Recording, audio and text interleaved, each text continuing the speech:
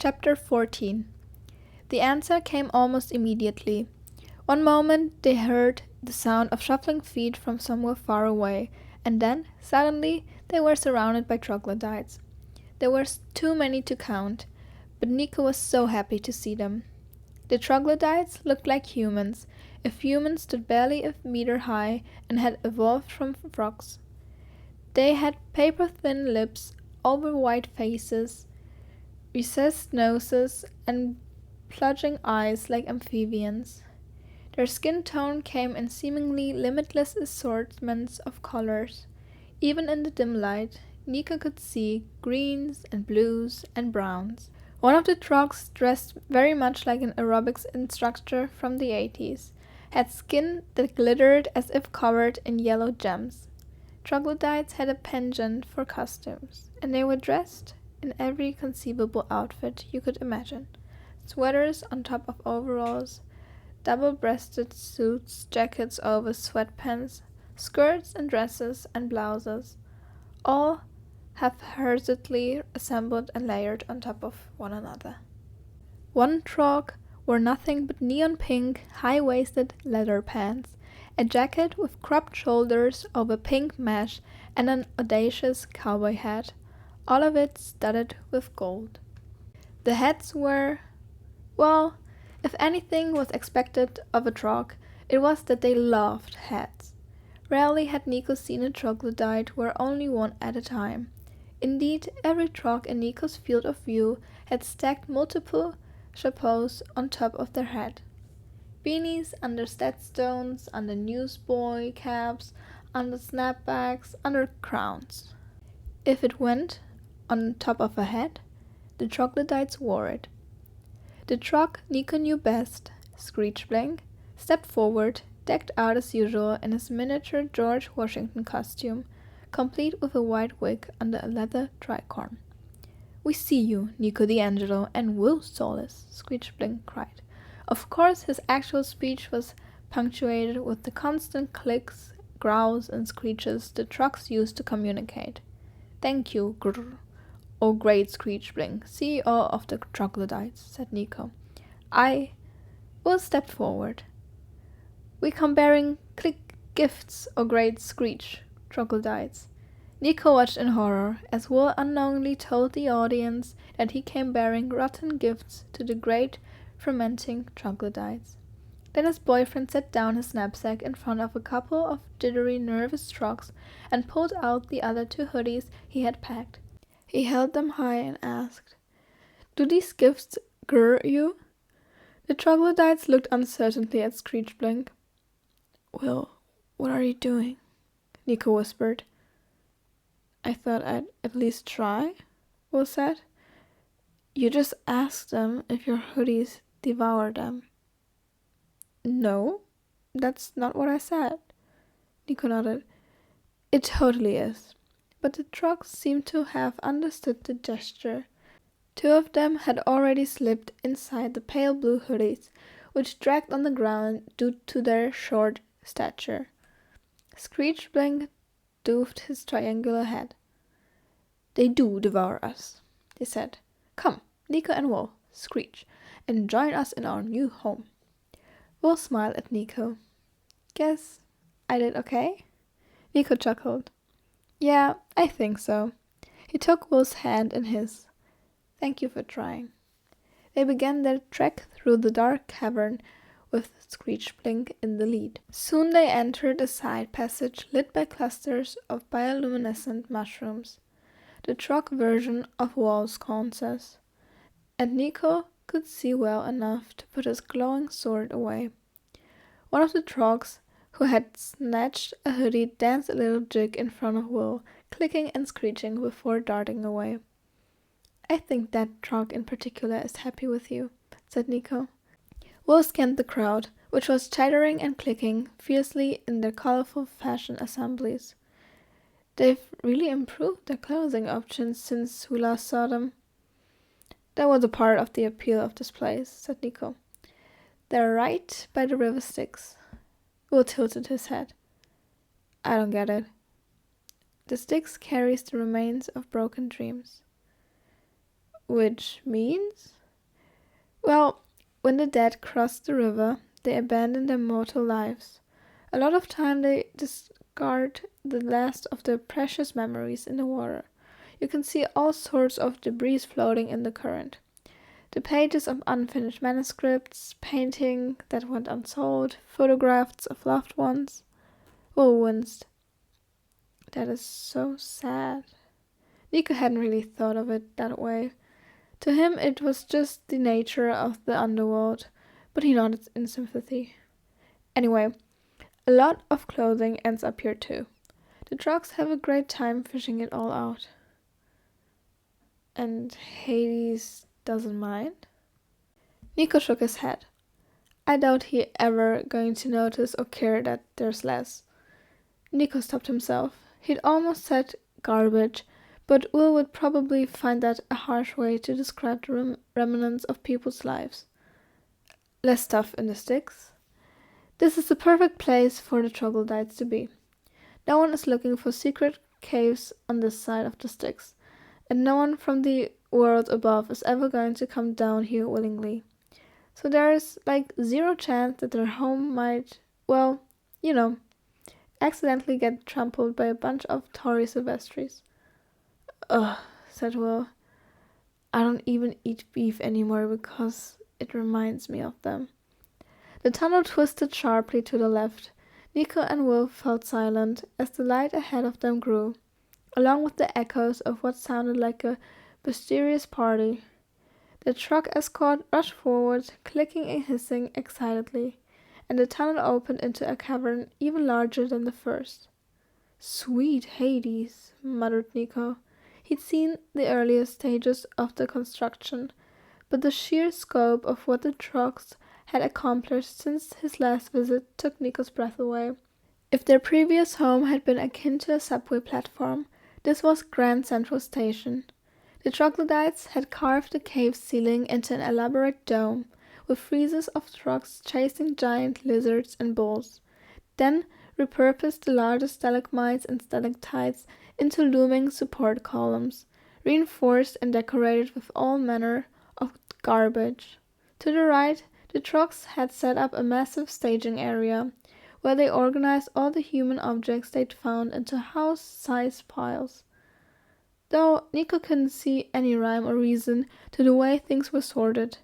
Towards the back of the cave, an archway led into an even more bustling area, with trucks coming and going like rush-hour traffic. More trucks than Nico had ever seen in one place. But even that wasn't the most overwhelming thing about Truck HQ. On the left side of the cavern, the trucks had excavated an enormous hole in the wall, about 15 meters off the ground, from which cascaded a midnight black waterfall. The water crashed into a gigantic pool before being channeled through a series of canals, where troglodytes sat on the banks with rudimentary fishing poles and nets, grabbing out all sorts of debris and tossing it behind them to other trucks, who sorted the refuse and laid the best bits on racks to dry. Further down, the current turned giant water wheels that seemed to be powering grindstones, bellows, and other strange contraptions. "What is this?" Will muttered in awe. "You are bearing witness to a new age of the troglodytes," said Screechbling. "This is a most effective operation." "You diverted the river Styx," said Nico, and he rubbed at his eyes. "For hydraulic power? And you've basically introduced the underworld's first recycling system." "Yes, we did," said Screechbling. It's so brilliant, I can barely stand it," said Nico. Screechbling puffed out his chest. "You have helped us greatly, Italian son of Hades." Will frowned at the troglodytes' trash pickers. "But isn't Styx water dangerous?" Screechbling made a derisive clicking sound. "To trucks? No." Another troglodyte ambled by with a large goblet of smoking dark liquid, decorated with miniature paper umbrellas. "It is spicy, however." He belched and continued onwards with his stick water mocktail. Screechbling grinned at Will. It's good to see you again, Texan son of Apollo. Please, give your father our regards the next time you see him. Thanks, said Will. I've got to admit, your new headquarters are very impressive. You have seen nothing, Screechbling said, lifting his chin. Come, we shall feed you and hear stories of your quest. Oh, I'm okay for food, said Will hastily. I just had some ambrosia. You speak gibberish to the troglodyte, said Screechbling. All beings must eat. Come, feast with us. The trog leader pushed ahead through the crowds, not waiting to see if his guests were following. Will gave Nico a worried look. Last time we ate trog food, it was lizard soup. Which was not that bad, Nico said. Honestly, live a little, Will. Let's get some food and rest before our journey really begins. And if they're making the food with Styx water now? I let them know. We have, dietary restrictions. It'd be fine. Besides, you need some nourishment after your Care Bear reveal. Will did not look convinced, but he followed Nika into the flow of truck-foot traffic, trying to keep an eye on Screechbling's tricorn head in the distance. They passed numerous tunnels that branched off from the main thoroughfare, and Nico hoped they'd have a chance to explore. At the same time, a voice nagged in the back of his mind. No, don't waste time. Go save Bob. Finally, they arrived in the truck's communal eating area, a huge recessed pit like an amphitheater, with a cooking fire and a collection of salvaged kitchen appliances in the center. Nico felt like he was about to be in a studio audience for a television bake-off. As they made their way to the front row, the truck's master cook strode towards them, a huge grin on his face, and a much too tall white chef's hat canted on his head like the leaning tower of Pisa. Click wrong. Pronounced the W. Looked overjoyed to see Nico and Will again. I have improved our recipes, he exclaimed. Today, I have a human dish for you. Oh! Will looked like he wanted to ask whether that meant a dish made for humans, but he didn't. As Click-Wrong scurried off to prepare, a small troglodyte dressed like a Tour de France cyclist ran up and offered Will a large yellowish triangle that kind of resembled a block of cheese. What is this for? Will asked. The child pointed at Will's head. He then offered Nico a brown bowler hat. Nico couldn't contain his amusement. He put on the bowler, then turned to Will. Where's your team spirit? You know the trucks expect their guests to wear hats. Don't be shy. With a look of irritation, Will placed a foam cheese wedge on his head.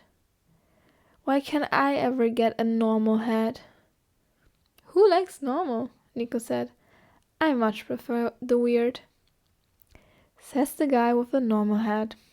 Click-Wrong returned with a steaming black stone cup in either hand.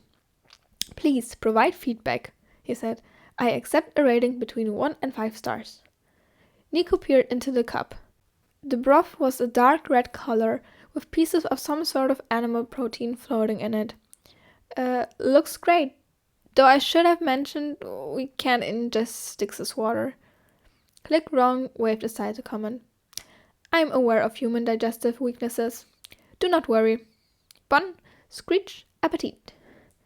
Nico took a sip and was pleasantly surprised. It was a little tart, very savory, and actually quite good. Though he couldn't identify what human recipe it was supposed to be. Not bad at all, Click-Wrong, said Nico. Will followed his cue and took a sip. He contemplated for a moment, then gave a thumbs up. Yeah, this is tasty. What is this? Tomato soup, said the chef. I am glad you enjoy it. This gives Click-Wrong pride. Nico stared into his bowl. Tomato soup would not have been his guess. Where do you get tomatoes down here? Click-Wrong smiled coyly, as if this were a truck state secret. It also contains green an old lizard, and some noodles. Those are my contributions. Will froze with the bowl halfway in his mouth. Lizard? Again? A delicacy among trucks, Nico reminded him, so as not to offend their host. Lots of human cultures eat lizard too. We are honored. Click wrong. Lots of human cultures eat lizard too. We are honored. Click wrong. To show he meant it, Nico slurped down a chunk of lizard meat. It was less chewy than he'd expected. Will took another sip from his cup.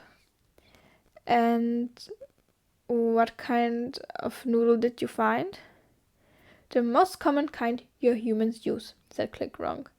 Will frowned, then pinched a long dark noodle out of the broth. A look of horror grew on his face.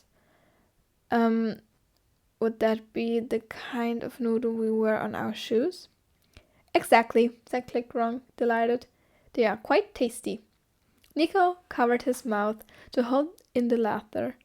On the end of the noodle was a small sheet of plastic, an aglet that only appeared on one thing in the human world. Will sighed. Well, thanks, Click wrong. Humans can't actually eat shoelaces, but they add a real kick to the soup. Click wrong, clearly pleased, skipped off to serve other trucks. Nico was lucky enough that his cup didn't have a single shoelace in it. He was about halfway through his soup and wondering how an owl could be so tasty when Screech Blink reappeared, heartedly chewing on a bootstrap. It is good to see you feasting with us. I'm glad you've made so much progress with the new headquarters, said Nico. There is more to do. Our head storage room is already overflowing. Maybe you could collect fewer heads, Will suggested. Screech Blink stared at him. Or not, Will said, adjusting the block of cheese on his head. More heads for everyone. Screech Blink turned back to Nico. Now please, tell me of your journey. Nico updated the troglodytes on everything that had transpired so far, from the voices and the repeating prophecy to the fight they'd had with Epialis. By the end, Screech Blink was scratching nervously at his powdered wig. We have only been here a few months, he said. Yet we can sense something has changed in the ground beneath us. Something is stirring.